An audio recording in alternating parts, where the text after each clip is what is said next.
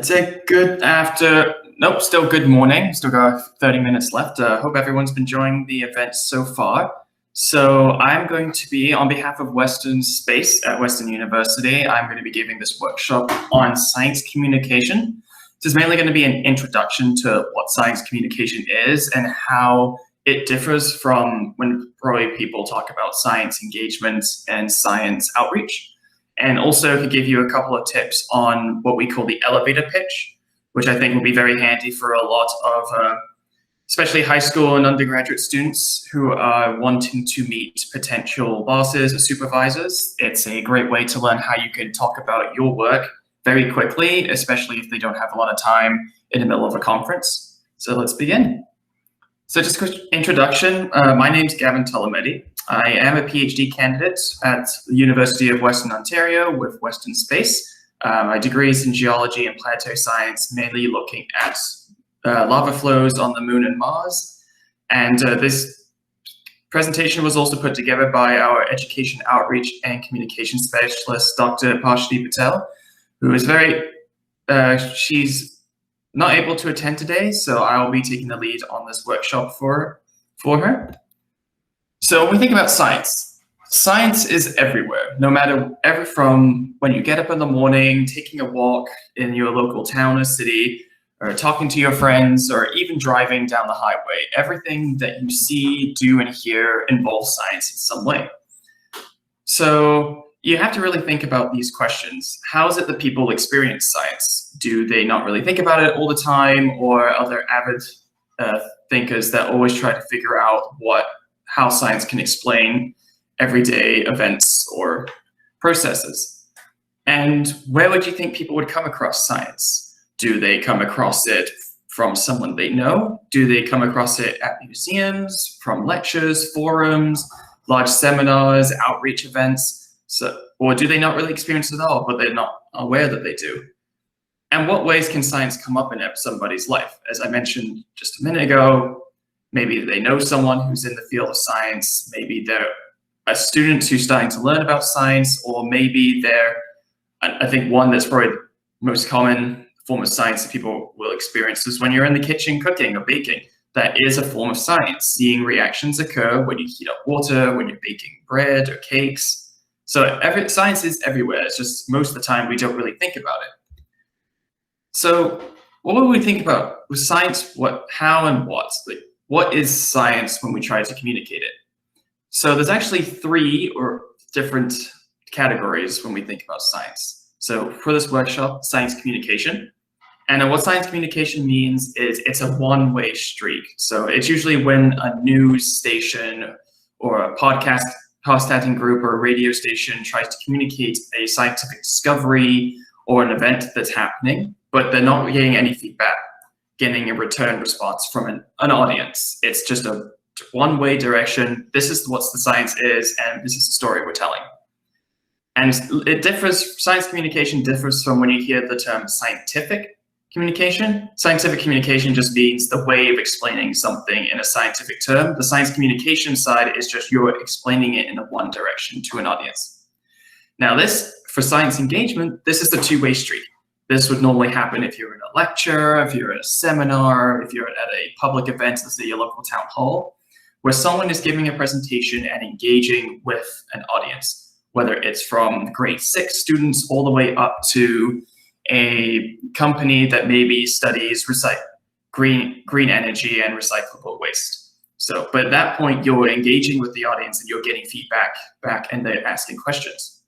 Now, when you hear science outreach, it's normally when someone delivers content. So there's usually hands-on activities, there's very hands-on engagement. It's a lot more, you get something from it rather than just a discussion. So that's why when you go to, let's say, science fairs or the Science Center in Toronto, a lot of that it's science outreach, because you're physically learning how different science topics are studied and how different processes occur in our everyday life. So for everyone here, I want you to ask yourself these 4 questions. When you're talking about science to someone, who is this actually for? So what is the audience you're trying to present this to? Why are you doing this? Are you doing this purely out of interest and enthusiasm, or are you trying to propose your research to maybe get funding from a committee? Or are you trying to pitch an idea, mainly if you're maybe proposing a new type of technology and you're trying to pitch it to a company to maybe invest in you? And how are you communicating? Is it very hands-on? Is it very engaging? Or is it more of a, am I just going to explain what this is and wait for questions afterwards? And what type of information will I be passing on? Again, is this just pure interest? Am I trying to sell a product? Am I trying to propose we go study something new in space, whether it's a new planet or asteroid? So these are the questions you want to think about when you're trying to communicate science to an audience. So I wanted to actually start off with who's the audience. So anyone who's on this call, if anyone wants to quickly shout out, what type of audience could you think of as an example that I would probably try to communicate science to? Maybe the judges of space apps, trying to talk about what, like the nitty-gritty of your project. Yeah, the judges of space apps actually is probably a perfect example for any of the teams that might be listening to this. You want to think about how can you communicate your project to them.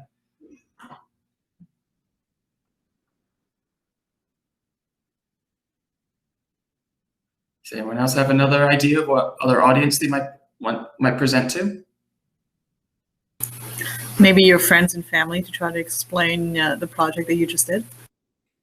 Yeah, exactly. Friends and family is a very good example. They probably won't be, they may or may not be experts in the field that you're studying. So you would want to find a way how you could talk about your work to them.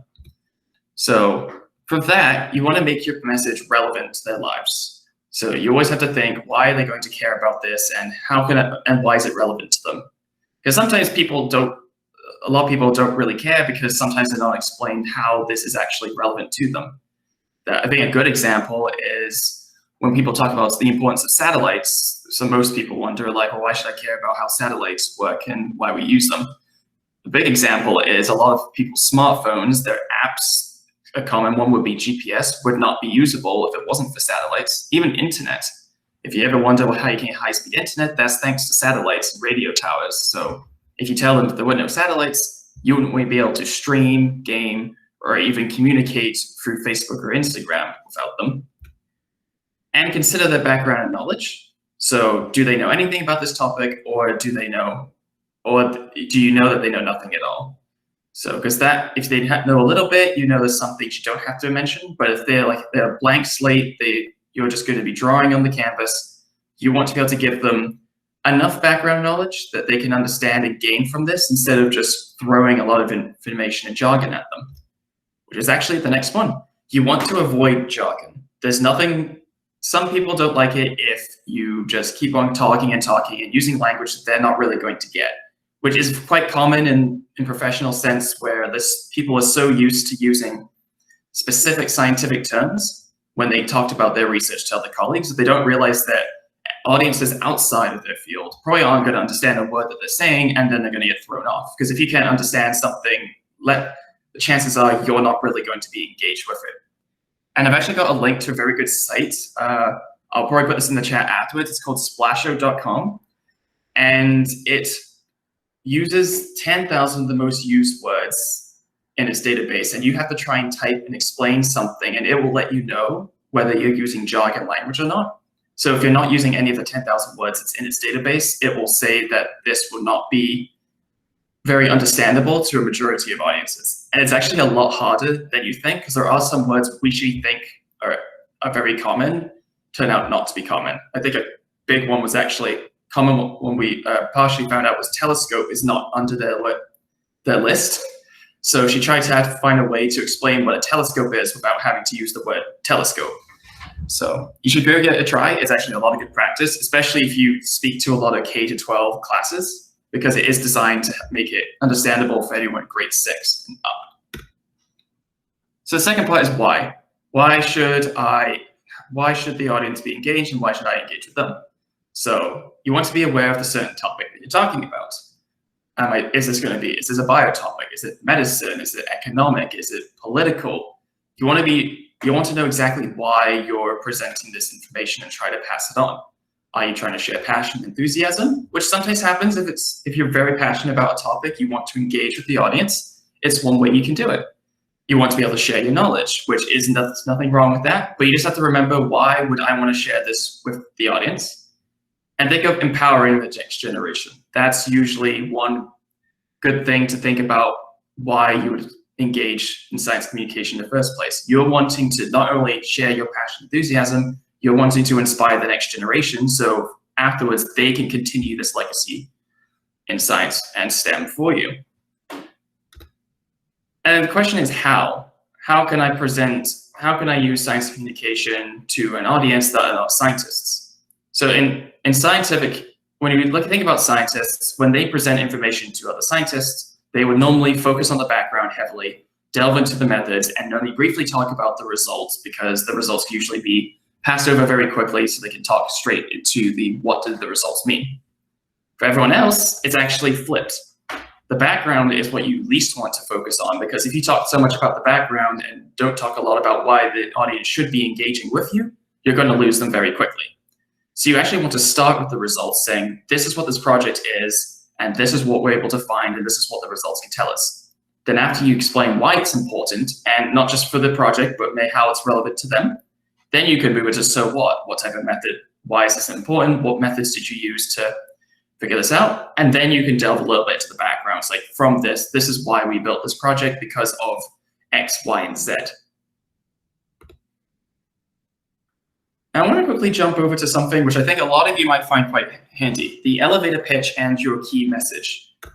Now, this is something that is very handy when you're trying to meet, let's say you are a high school student and you're trying to maybe meet a professor who you know is attending a conference at a university you want to apply to for undergrad. And it's an extremely busy conference. Everyone's running all over the place. There's presentations, there's talks, there's posters, there's workshops. So everyone's all over the place. And sometimes they only have like a minute of their time to quickly spare to you. So you want to really figure out how you can almost like portray yourself and show that you're interested in maybe joining that university or maybe working with them. So you want a one-liner message. So this is what we call the and, but, and therefore method. So you want to say, my name is blank, and I want to be able to study blank, but we have it. Oh no, sorry, let me backtrack a second. So you really want to try and explain what you want to do. So you say who your name is, who you are and what you're doing, and then you say, but this is the problem I'm trying to solve. Therefore, if I can solve this problem, I'm able to solve X. So this is what you really want to try and aim for. So you use the and to set up the stage. You're really trying to build up your background and why you're trying to work on something. The but is the place to talk about your problem. So what is it that the problem you're trying to solve, whether it's something that can only impact a small scientific field, or maybe something that could maybe, a problem that could maybe be benefited from solving if it affects an entire community. And after therefore, you usually provide a solution. Like, I'm going to solve this problem using this method or looking at these results. So this is the type of message you want to get across very quickly. And then you always have to think about, when you're giving this message, what do I want people to walk away thinking, feeling, or knowing? So you want them to remember you and not just get faded away with all the numerous other key messages they're probably going to get while at the conference. And this is what leads up to the elevator pitch. So this is a good way to summarize your work in a short span time. And usually we call it the elevator pitch because it's the amount of time you'll probably have in an elevator with someone to quickly talk about yourself. So this could usually range from 30 to 60 seconds. And it has to be, and the challenge with this is trying to explain what it is you're doing and why in a very short time span is often very difficult. But you can split them into separate steps to really get your message across. So step one would be a very quick introduction. It's like, my name is Gavin Tolometti, and I study lava flows on the moon and Mars because I want to be able to understand how these planets evolved volcanically and magmatically through time. So this is one way you can help it out. Step two is like a very necessary background and information that builds up to your project. So how can you make it more relatable to them? And I think a really good example is on the right here. So you can say, for this will be cyanobacteria are the eaters of the sea. When you're hungry, you might eat a big hamburger, but these creatures eat tiny molecules of nutrients like nitrogen. So this part, you're just giving a very brief background to why you're actually studying this topic. So you're saying, this is what this organism is and what it does when it's in the ocean. And then you go up to step 3, you discuss your results. So what have you gotten from your project so far? What have you discovered? And how are you working towards it to answer your question? Like, so far, we found that blank leads to blank, especially when blank is abundant. So it could be that we found that extensive consumption of nitrogen leads to cyanobacteria multiplication, excessive multiplication, especially when nitrogen-rich products in the sea is abundant. So that's just one example. It's a very crude one, but you can get the gist from it. That you're wanting to be, remember, very quick, one sentence, because you haven't got long in the elevator. And the final step is you talk about what these results mean and the potential benefits of this new knowledge. So you want to be able to explain how could this impact people's everyday life. So like these results indicate that extensive addition of nitrogen into the oceans increases cyanobacteria growth. And we can use this knowledge to maybe, let's say, locate the dumping of nitrogen-rich material into oceans and find ways to mitigate pollution. That's maybe one example. So and again, it's in one sentence, it's very quick. You're not going into the nitty-gritty details because if they're interested in the details, they will usually give your contact information and they'll ask later, or you'll realize they have more time on their hand and then they will ask more questions. So you want to be able to start small, and then if they ask for more, build into it. And this again leads into pitching. This is another form of science communication. This goes back to our question, who is your audience? So I know a couple of people gave me examples of these space apps, judging panels, or your friends and family. Those are very good audience examples, especially for this event hackathon. So other people you think, who are you pitching to? Could it be maybe an industrial panel, people that are interested in developing new technology and advancing new projects? Could it be academics? Are they trying to answer scientific questions? Politicians? Are they trying to find solutions to problems that could help benefit the local or regional community? Or let's say a CEO of a company. Their main interest is usually to make profit. So how could you explain to the CEO how your project can maybe help them gain profit in, let's say, the next quarter? So it's like an industrial panel will want to know how your idea can develop new technology. This is very handy for, especially in the space sector, new technology that could help astronauts survive longer in space, new technology that can help them with analysis in space, or new technology that could help maybe reduce consumption of rocket fuel or allow longer flight durations without having rocket boosters attached from the main capsule. Academics, they'll be interested in results and the development of science of a scientific community. Politicians want to know how your idea can help the community, especially if it's a regional problem and you have a solution for it. And CEOs, how can you make have very strong financial focus? So how can they get profit for their company from your idea? So you always have to think about, how am I going to pitch this idea to them? Do I have to make it very money heavy? Do I have to make it very community heavy? Or do I have to make it very scientific heavy? So you'll have to always think about, who is it I'm pitching this idea to? Because that will really, really dictate how you're going to structure your presentation and to how you're going to talk to them as well. Academics, you could probably use a bit more technical terms. Politicians and CEOs, you probably want to use a little layman's terms, because none of them, or maybe only a few, will understand what it is that you're trying to say.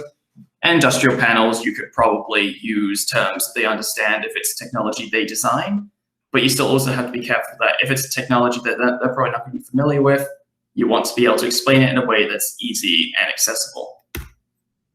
Now, just wanted to quickly end talking about how social media actually plays a huge role in science communication and any type of communication in this, especially in this century. So this is just a few examples. A lot of them are probably the obvious ones, a couple of new that some people might not be familiar with. So the main thing is, like, I think when we think of science communication, Twitter, YouTube, and Instagram are really big growers in social media. I know TikTok. I'm not the most familiar with TikTok, but I know it's starting to make a bigger trend on social media than it did a couple of years ago. And sometimes websites. That's what we've got. W websites and Squarespace website. It's where you're able to build a platform and share your work or enthusiasm to the world via the internet. And there is Facebook that's still being used, but not as much through science communication, more just in communicating. It's mainly a platform where we could still keep in contact with one another. It's not as effective as, let's say, Twitter, which I think is, for academics, Twitter is the main social media platform for communicating. Well, Instagram is probably the best way to keeping communicating science through a much younger audience. And now to end it, I just want to quickly give you a couple of information about storytelling basics. So this is very helpful for when you're trying to build a science communication presentation, but you want to tell a story while you're doing it. You want to be able to lead the audience from a beginning to a plot to an end and a solution without them getting lost on the way. So it's just got these little 6 themes I want you to think about a little bit. So like, what is your narrative and story? Like, a story is built off of a series of events, whether it's very dramatic events, very factual events, or very horrible events. It has all these different events and they build the story. And you always want to think about the character. I mean, I'm not saying the character in this case is going to be people. It could be, but usually it could also be, for me, the character for me would be Lava. That's going to be my character in the story because that's what I study. If you're a biologist, you study a type of disease, the disease would be your character. If you're looking in your political science and you're trying to solve a problem that's affecting one community, the issue that's affecting them is going to be your character because that's your focus in the story. The setting. When is this all based? Where is it all based? What's the background, and who else is around supporting your character? So for me, it could be like your methods. Would be your setting. What methods are you using to study their problem? Where is this problem located? Is it somewhere on Earth? Is it somewhere in space? That's going to be your setting. And the conflict, that's going to be the problem or challenge that you're facing. What's the problem? And then how is it going to be a challenge to solve, which will build on your conflict. The theme will be just what's the takeaway message you want people to take away from your story. When they leave your presentation, what is it the one thing you want them to remember? And that's going to be the theme of your story. A plot. This doesn't necessarily have to link to the story. It is the events. The plot can really be what it is you're trying to do, which kind of links into what your conflict is going to be, but you're focusing a lot on that instead. And this can give you an idea of just like different types of arcs. So if we think of let's say, ignore A, because A is not a story. Let's say B. So if the start of discovery is something, your character or your focus, you got all this background information, so you got a lot of knowledge about it. As it progresses, you realize that, oh, there's a problem, there's stuff we actually still don't know yet, so we need to be able to figure out what's going on. We move back up, we're finding all this new data, that's maybe trying all your results, they're trying to show you new things about your character. But then it goes down again because you're trying to figure out what does all of this mean? How am I going to be able to discover something with it? As soon as you hit a point when you finally understood the data and learning and interpreting it, it skyrockets up because you're discovering all these new things about your character or your topic, and you're able to maybe solve the problem or challenge that you're facing. So that's actually the end of my workshop. I will be happy to take any questions that anyone has.